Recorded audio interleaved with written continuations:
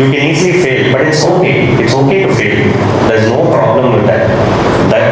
When the times when you fail is the times where you actually learn more than the times when you succeed. At least that is coming from my own experience. So that is purely how I started the company about 2 years ago. Okay. You have your family business one side and you are a co-founder and you have a bigger responsibilities of your own company also. Can you feel that sometime, no, that's now I want to give up? Any situation was happen or you are facing a difficulty to handle the situations. At the time, how you are overcome that situation and what you give the suggestion for the younger generation if they face like situations, how they have to take a decision? Now, it's a very good question. That is something that we face every day today. And to be very honest with you, when we as youngsters, I'm putting myself in your category only, please don't judge me for that. But we as youngsters, when we come into, let's say, a job or let's say into business, nobody teaches you on how you're supposed to be or what you're supposed to say and what you're supposed to behave like. Nobody teaches you that. It is all only through your own learnings and how you can build your own character. So today, if we have to run multiple businesses, the main thing that we need is a good qualified team that we can trust blindly to do all the hard work. Only when we are confident that they can do all their work properly, we can be confident to try something else. Correct? So, team building is something that we really are deep rooted in our culture of our companies. Second thing is, we will make mistakes, but when we make mistakes, we have to learn on how we can overcome from that mistakes and make things right in difficult situations. My father usually tells me one thing. Anytime where there is a situation where you are getting really angry or you are not accepting the outcome of somebody, you take a deep breath, you think about it a couple of times, and whatever is your second thought that comes up, try and implement your second thought. I asked him why second thought and why not my first thought itself. He tells me your first thought is a lot more premature. You will see a situation you choose in alage react aitava. Kani, when you take a step back and start analyzing the situation better, that is when your second thought comes in. So it is always better to react with your second thought than your first thought because you are a lot more equipped to deal with that situation then. So that is the key learning that I have been utilizing. That is a great suggestion. Thank you. And in the successful game, everybody come with us. But the failure happen, everybody judges. You are not capable for your family legacy and everyone. Is there that impact is on you or not, sir? Because of you have a bigger family and a good legacy, 90 years of legacy with you. And family background is a lot of people was already proved entrepreneurs. So if you have any fear about that, if I'm failed, I'm not exist in the family, like that situations you face it. Of course, every day.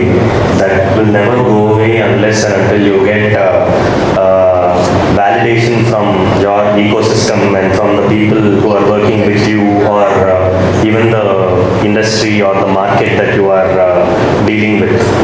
So today in this room I asked you all, how many of you all know Asoka Talcum powder? I can see only a handful of people who have raised their hands. But I want you all to just simply go back to your houses and ask your parents and your family members if they know the product. Yes, sir. Chennai is very popular. Yes. Everybody family was used it. Even my sir was suggested, sir will come from that company means. I said, I know very well, sir, because of pure sandal smell will come that talcum powder. Correct. Thank you. So the reason I asked this question is because today's day and age, a lot of you people don't know that product because it is an older product. But most of your family members will know this product because back then, like let's say in the 90s, 1990s, 1980s, this product was a king in the market. Today, all of you all know Pond's, the talcum powder. That is pan-India presence now. But Asoka is not known as much because generations are passed on from that. But back then, every single member knows that product. So, today as a fourth generation owner of that company, I didn't know the history of the product as much as the market, or like ma'am said, she knows the product because she has been using it for a long time. I myself have not been using that product as much. Only when I came back from my MBA and I started going into the market, Andhra, I've literally gone to every district from Srikakulam to Vijayanagaram, Godavari belt, Prakasam, Krishna, every belt I've gone to see my market and how my response is. And you don't understand the validation I have got for my product is so much that they have history with my product which is older than my age. They can associate with my product in the 60s. I was born only in the early 90s. So that is a time where I feel like I have a lot more responsibility because so many people are associating themselves with our brand, and I feel the urge to run further with the product, to try and make it more successful, to try and make a difference so that people who have faith in us and our brand are happier. So that is one of the biggest motivational factors. Second thing is, as you grow, let's say you guys are starting a company of your own, or you are doing a job where you have 5 years later, you have about 5 or 6 people under your own team. You will be team leader. So what is success at that point? It's not only results. Success is when you can actually build trust and faith for your team that you are there to take care of them. For example, all of you must like cricket now. So if you guys are all into cricket, you know who MS Dhoni is, correct? Now, during his teams, why is it that everybody used to talk so positively about the great man? It's because he always used to give them the freedom to do what they want to do, and he'll take care of anything if things go wrong. So that sort of confidence, if it is there for your own team about yourself, then you know that the success will automatically come because they will work day and night to help you. That is my honest take back, and that is something that I want you guys to grow up and learn from that. At least try to be like that. Okay? That was a good advice, sir. And you are a fourth generation founder of the company, and you have a golden spoon, everything financially well settled. You can choose any other position, like which is give you a very cool job, and your time will go on. Why you are chosen marketing, and why you are in the vice president of this marketing? Because marketing, everybody feels it is a mental trust and physical burden. So why, which situation was your driver to take up this situation, or you are passionate to take up that position? Ma'am, I truly believe marketing is something everybody will not do equally well. They definitely need a passion for it, and if you don't have a passion for it, it's okay. There are so many other channels in business or in a corporate lifestyle where you can do other things also. But if you guys want to get into marketing, you guys should be able to accept success and failures on a daily basis. Now, there are different forms of marketing. There is digital marketing, there is your orthodox marketing, there is even marketing through brochures and banners, hoardings, but end of the day, whatever marketing is to make sure you can influence your customers. That is the basis of marketing. If you are able to understand how to influence a customer to either buy your product or buy your service, you are great at marketing.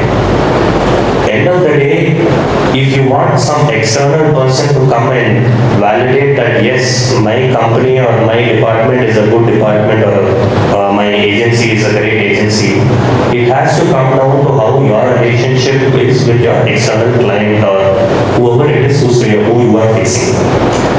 That will only happen when you are good at communication and marketing.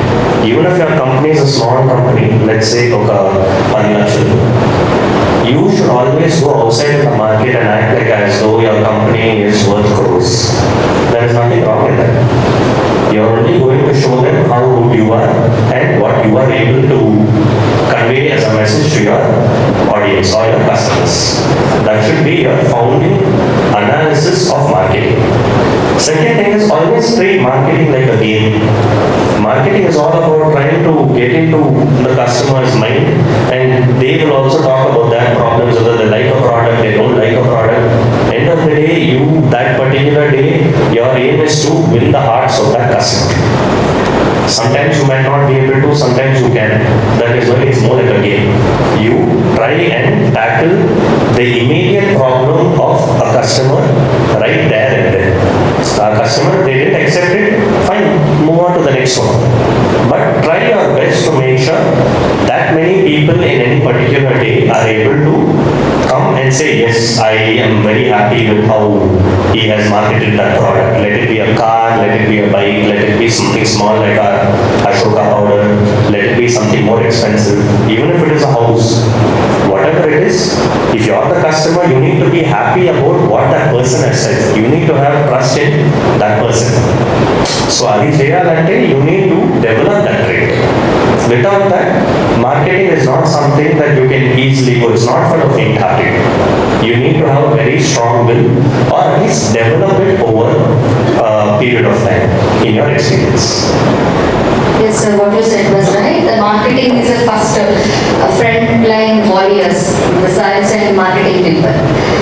And what nowadays the market and digital marketing era was started. So how this 90 years of legacy company is what going to be do, and what you have after joining as a, you are a sales vice president, how you are seeing your company in future 10 years, what way you want to see your company, because that was a old traditional company, so now the generation was changed and digital era was started. So any changes or future expectations we can expect from you and your company? Very good question, ma'am. So, as she said, our company is a very age-old company. Today, not a lot of you know about it. But my vision with this company is to make sure Asoka becomes a household name in every sector of Andhra and Telangana. That is my vision. Thank you. So for this vision, it's not this easy for us to say, okay, this is my vision, now I want it to happen. It's not going to happen like that. It will take a lot of years and a lot of effort from all of us to make sure we can come to that stage. Correct? So what we have done, at least since I came back, I've come back to India in 2020 during the first wave of COVID. That's when I came back to India. And we got into the digital space of the e-commerce world. Now we are in about 8 to 10 different e-commerce platforms. I have my own e-commerce website also. And over the last 5 years, today I can tell you we're doing more than 40 to 50% of our overall sales just online, which was started 5 years ago. So I would envision my company to become not only pan-India, but I would want to cater to all the Indians across the globe. Whoever want to use talcum powder or any specific sandalwood talcum powder, I want them to access my product even if it is in the US or all the other way across to Australia. That is my vision. And it will definitely take time.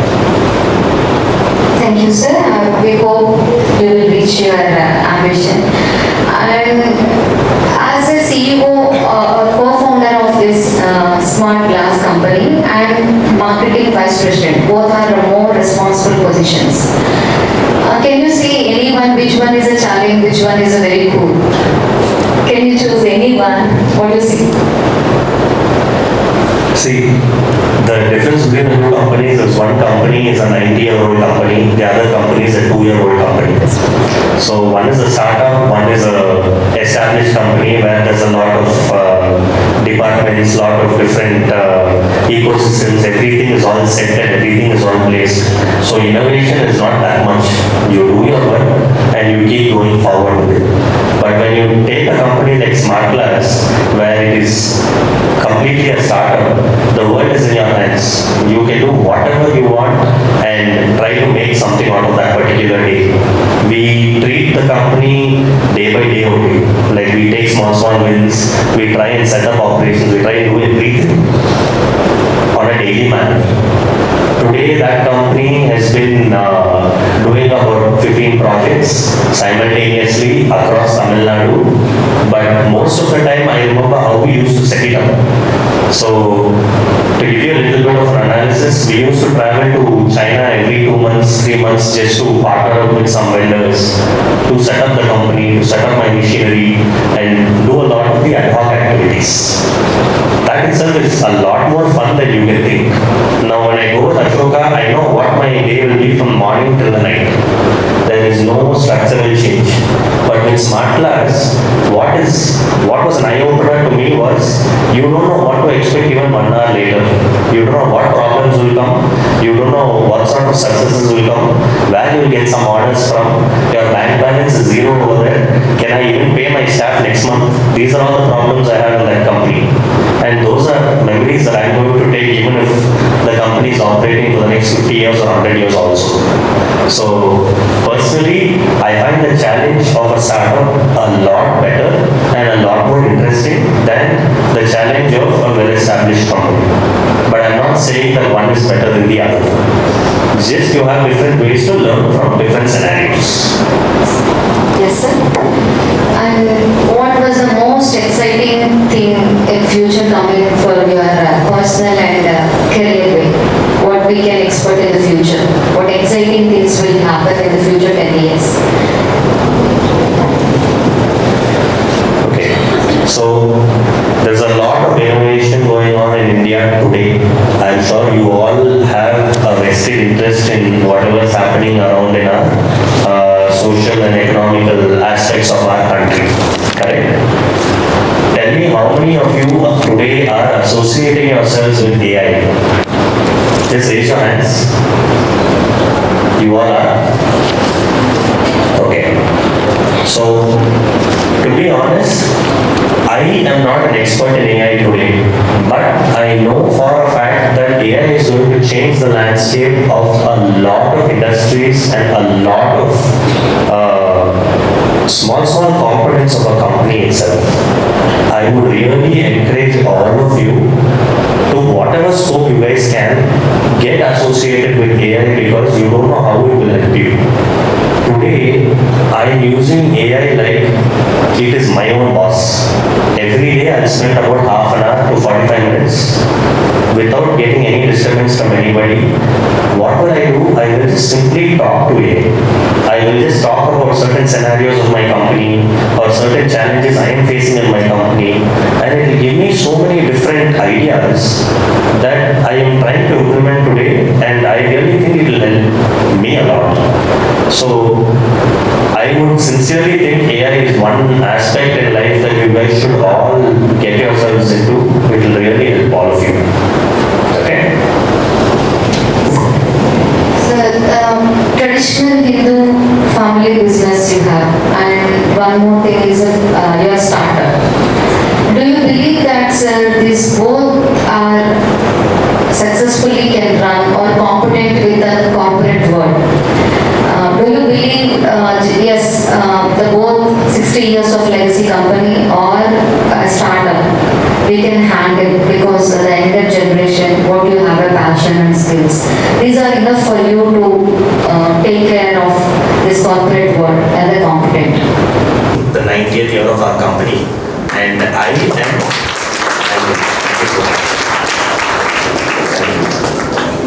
I am the fourth generation into this business today. So this is just one of our companies. But yes, this was our first company started off in my family. We are also tied up with Indian Oil. All of you must know Indian Oil, no? The petroleum and crude oil giants. So we are tied up with Indian Oil, and we are India's second or the third largest commercial LPG distributors in the entire country. That number can keep changing, but We supply to a lot of industries, IT parks, to a lot of hotels, food courts, and hotel chains, a lot of restaurants. So we basically cater to all of Chennai alone. We also are running another company, a consultancy firm, where we are doing pipelining for the same LPG that we supply to industries. So what we do is we set up a reticulated pipelining system where we transfer the LPG from cylinders straight to the kitchens. So this is our third business, and we have been doing this for the last 15 years. We are also into construction of apartments in Chennai only again. So we make small scale apartments where it is only for residential purpose, nothing commercial. We build on a scale of about 10 to 20 apartments per project, and we complete the project and we move on to the next one. This industry we have been in since 2007. This is also handled by myself and my brother and my father. And touch wood, we are trying to reach to bigger barriers in this industry as well. Our last company is a very interesting company. I want to speak to you a little bit more about this because I have some work which I can probably ask all of you also to do in this company. But the name of the company is called the Smart Glass Company. This company was created literally 2 years ago. So this company was started by me and my cousin brother after I came back from my master's and my MBA in Australia. This company, so what we do with this company is we manufacture and process glass. And what we do in this glass is we add polymer crystals inside the glass itself. And by doing this, we pass electricity to the glass and make the glass either transparent or opaque, all at the same time, with a click of a button. I've got some samples here. Thank you. I've got some samples here. I'll show to all of you. And we'll discuss a little bit more about what I would like you guys to do as a case study with this product and come back with your findings. Okay? I'll move on to that a little later in this conversation. Ma'am, as a family-run business, I know we are a minority in our country. Most of the big chains today are all corporate style. Today, my family, we are a group of about 7 people who are all a part of our industries. The biggest challenge for us against corporate is they have a lot more money, they have a lot more aggression towards growing their businesses. We grow it more organically. But what is our strength is we build relations, either with customers or either internally. So today I have more than 200 staff under our own banners. Any problem that comes to any of my staff, we are there for. Let it be small things like, somebody has to get a surgery, we will pay for the entire thing because that is something that we would want to do with our own staff. We treat them like family. So when we have, thank you. So when we have a structure like that, the biggest motivational factor for us is not just the 200 people, but the families that are associated with all those 200 people. We are responsible for their roof, for their 3 meals a day, and for their well-being. Now, I don't know how many corporates look at it that way. They can always come with an insurance plan to make sure everyone's satisfied. But the advantage of a family-run business is we have a sense of togetherness that is very real. And that is also a very good motivational factor for all of us to keep running more, to make sure everybody is happy.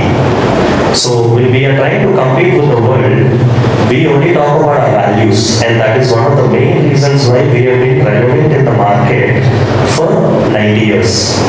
If not, there are so many companies that will come inside in the same decade and also close their shop in the same decade and just leave. But if you look at other countries, do you know how Japanese people operate their businesses? They are one among the oldest business venturing people in the world today. There are more than 10 companies that are more than 1,000 years old. not mean 100 years. I mean, the short term does not mean 10 years or 5 years. It always goes to 100 years, 200 years. That is their goals, and they are all family-run businesses.